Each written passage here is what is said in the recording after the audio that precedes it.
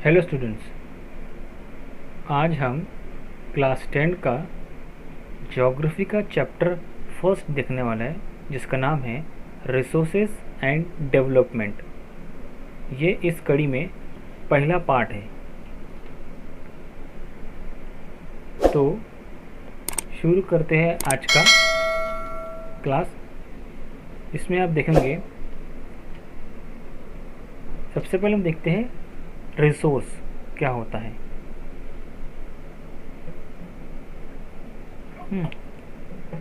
Everything available in our environment which can be used to satisfy our needs, provided it is technologically accessible, economically feasible and culturally acceptable। मतलब कि इस environment में जो भी चीज़ available है और हमारी नीड को सेटिस्फाई कर सकती है, उस चीज़ को हम रिसोर्सेज बोल सकते हैं। लेकिन उसमें भी कुछ कंडीशन है। पहली कंडीशन ये है कि वो चीज़ टेक्नोलॉजिकली एसेसिबल होना चाहिए, यानी कि उस चीज़ का हम टेक्नोलॉजी से प्रोसेस कर सकते हैं, ऐसे वो चीज़ होनी चाहिए। दूसरा है कि वो इकोनॉमिकली फिजिबल होना चाहिए, मतलब कि वो हमारे बजट में होना चाहिए। उस रिसोर्स का हम बजट में हम उसका यूज़ कर सकते हैं। तीसरी चीज़, वो कल्चरली एक्सेप्टेबल होना चाहिए, यानी कि वो पर्टिकुलर चीज़ किसी भी कल्चर को डिस्टर्ब नहीं करना चाहिए, ऐसी वो चीज़ होना चाहिए। एग्जाम्पल लेते हैं हम, जैसे कि एक पेन है, ठीक है, एक पेन है।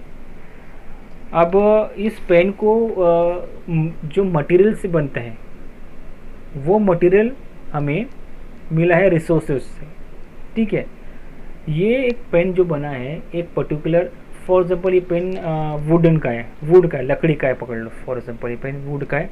वुड कहाँ से मिला? हमको पेड़ से मिल रहा है। और पेड़ जो हम रिसोर्सेज बोलेंगे, क्योंकि ये हमें एनवायरनमेंट में मिला है। ये हमने खुद पैदा नहीं किया, ये हमें कुदरत ने दिया है। पेड़ पौधे, नदियाँ, ये हमें एनवायरनमेंट में से मिला है। सो हमने पेड़ है, सो उस पेड़ से हमने ये पेन बनाया पर्टिकुलर। सो ये पेड़ से हम पेन बना सकते हैं, ठीक है। से उसके लिए हमको मशीनरी लगती है।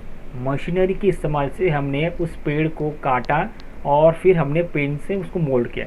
सो मतलब ये टेक्नोलॉजी एसेसिबल है, वो वाला वुड को, यानी पेड़ को हम टेक्नोलॉजी एसेस कर सकते हैं। प्लस वो इकोनॉमिक फिजिबल है, क्योंकि उसको ज़्यादा एक्सपेंस नहीं लगता है, ठीक है।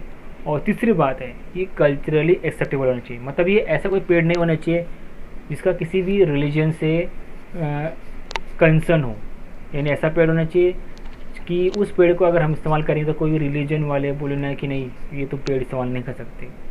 सो ये तीनों चीज़ अगर क्राइटेरिया पूरी करती है, तब हम उसको बोलते हैं रिसोर्सेज। इन तीन में से एक भी चीज़ अगर मैच नहीं कर रही है तो हम उसको रिसोर्स नहीं बोलेंगे, ठीक है।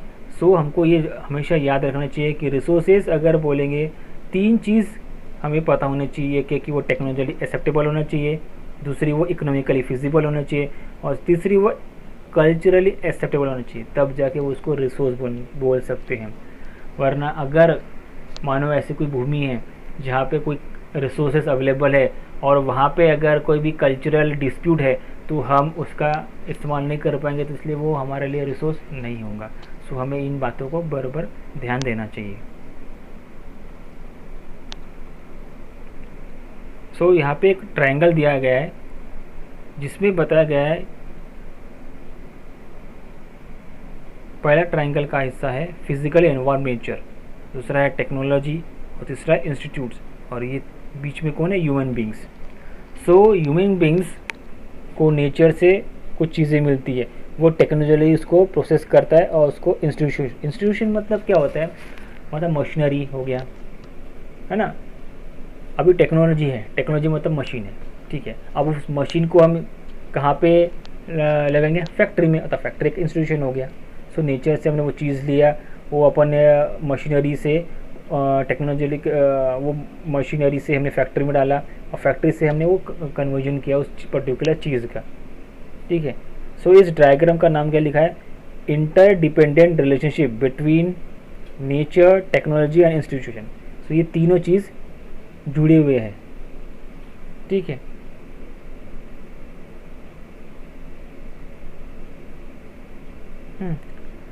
अब the process of transformation of things available in our environments involves an interactive relationship between nature, technology and institution। जैसे इस डायग्राम बताया गया है कि जो प्रोसेस है ट्रांसफॉर्मेशन वो कैसा है, नेचर से टेक्नोलॉजी और टेक्नोलॉजी से इंस्टीट्यूशन, है ना। हमें नेचर से वो चीज़ें मिली, हमें वो नेचर से चीज़ें मिली, वो फिर टेक्नोलॉजी से इस्तेमाल करके हमने वो इंस्टीट्यूशन में लाए। इंस्टीट्यूशन में लाना मतलब हमने फैक्ट्री में लाया, हमने फैक्ट्री में हमने वो चीज़ें बनाई। जैसे मैंने अभी एग्जांपल दिया पेन का जो हमें लकड़ी का पेन बनाया, तो लकड़ी हमें क्या मिली, नेचर से मिली। हमें लकड़ी कहाँ से मिली, हमको पेड़ से मिली, और पेड़ कहाँ से मिला, नेचर से। तो नेचर से हमको वो चीज़ मिली, पेड़ मिला, उस पेड़ को हमने टेक्नोलॉजी यानी कि हमने मशीनरी के सहारे उसको हमने इस्तेमाल करने वाले।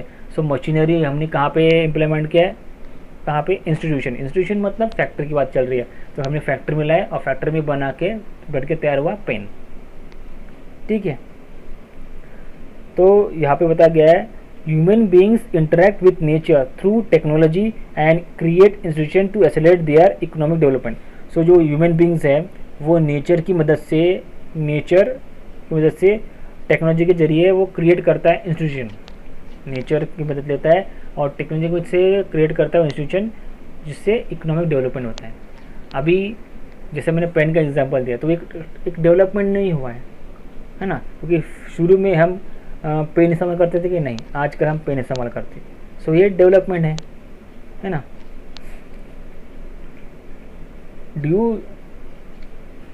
सो यहाँ लिखा है, do you think that resources are free gifts of nature as is assumed by many, they are not. अब यहाँ बोला गया है, क्या आपको लगता है कि जो रिसोर्सेज अवेलेबल है वो क्या फ्री गिफ्ट है? नहीं, बिल्कुल नहीं, ये फ्री गिफ्ट नहीं है। क्यों? क्योंकि resources are a function of human activities. क्योंकि जो रिसोर्सेज है ये फंक्शन, ये ह्यूमन एक्टिविटीज़ से ही इस्तेमाल में आते हैं। कैसे? जैसे कि आप देखते होंगे पेट्रोल, डीजल, ये एक रिसोर्सेज से बना है। किससे बना है? ये फॉसिल फ्यूल से बना है, ठीक है। सो फॉसिल फ्यूल कहाँ मिलता है? अंडरग्राउंड। कहाँ मिलता है? धरती में। सो हम डायरेक्ट फॉसिल फ्यूल को इस्तेमाल करके डायरेक्ट फॉसिल फ्यूल को ही हम डालते हैं कि गाड़ियों में? नहीं, फॉसिल फ्यूल से प्रोसेस करके हम पेट्रोल और डीजल बनाते हैं, ठीक है। सो इसलिए हमको प्रोसेस करना पड़ा, उसको पेट्रोल और डीजल में प्रोसेस करना पड़ा, इसलिए वो फ्री में है क्या? नहीं, क्योंकि हमको प्रोसेस करना पड़ा।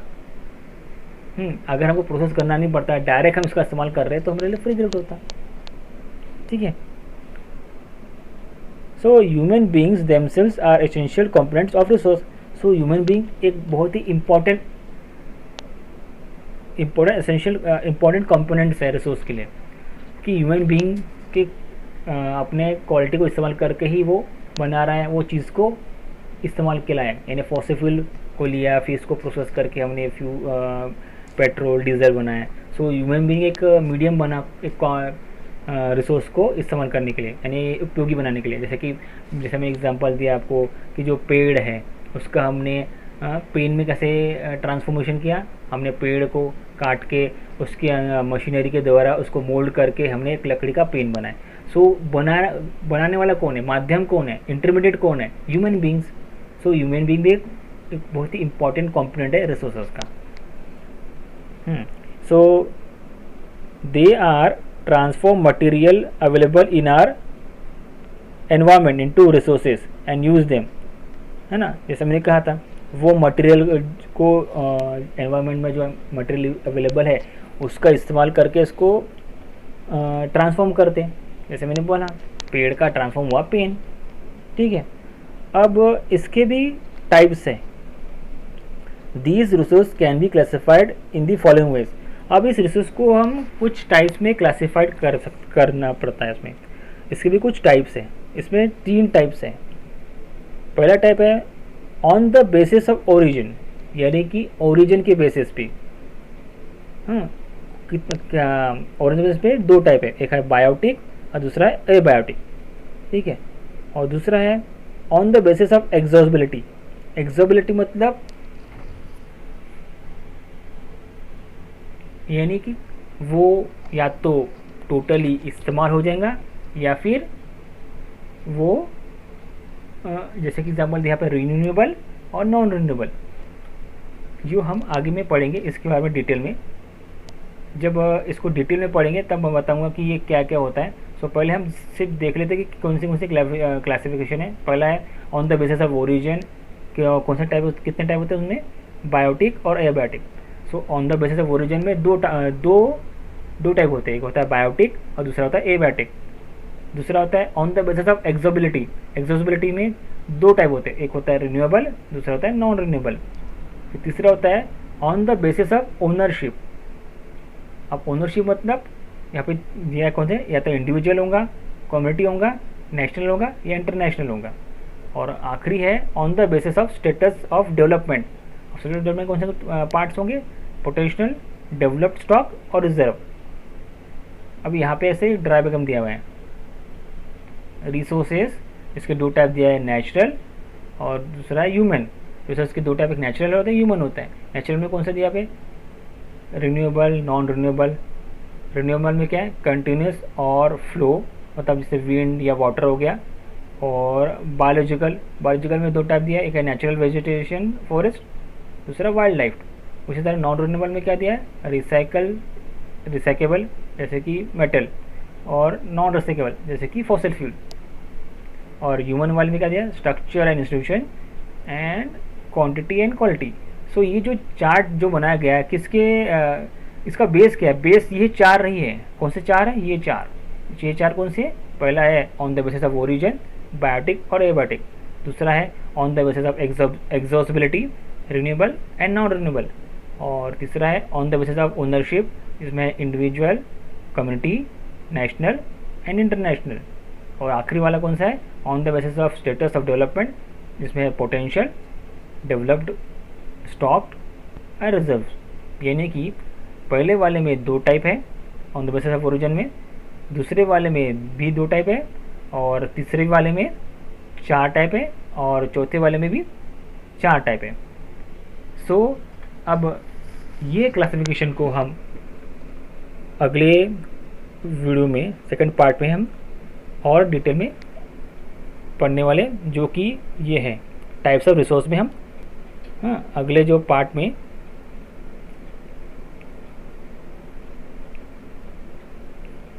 अगले वीडियो में हम ये टाइप्स ऑफ रिसोर्स पढ़ने वाले, जिसमें इन सब को on the basis of origin, on the basis of exhaustibility, इन सब को हम डिटेल में समझने वाले। तो मिलते हैं हम अपने नेक्स्ट वीडियो में। नमस्कार।